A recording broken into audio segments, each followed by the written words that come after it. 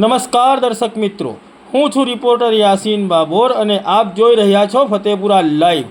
આજના મહત્વના સમાચારની વાત કરીએ તો સોશિયલ મીડિયામાં રીલ વાયરલ કરીને આદિવાસી સમાજને અભદ્ર ગાળો ભાંડીને બેફામ વાણી વિલાસ કરનાર ઈસમોને ઝડપી લઈને કાયદેસરની કાર્યવાહી કરવાની માંગ સાથે ફતેપુરા તાલુકા આદિવાસી સમાજ દ્વારા ફતેપુરા પોલીસ મથકના પીઆઈને લેખિત રજૂઆત કરવામાં આવી।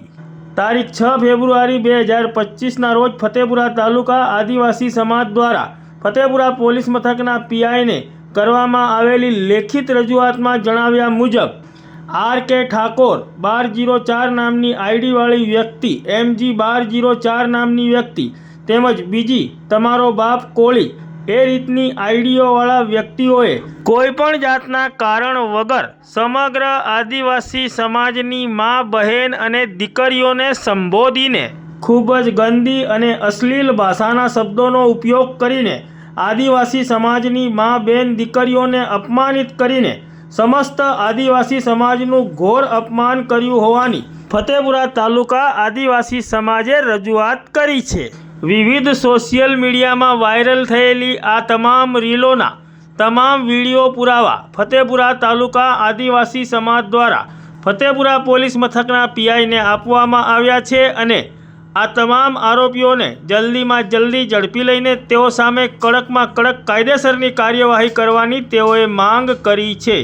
ફતેપુરા પોલીસ મથકના પીઆઈ જે.એમ. ખાટે ફતેપુરા તાલુકા આદિવાસી સમાજના આગેવાનોની તમામ રજૂઆતો ધ્યાનપૂર્વક સાંભળી હતી અને આ બાબતે યોગ્ય કાર્યવાહી કરવાની ખાતરી આપી છે।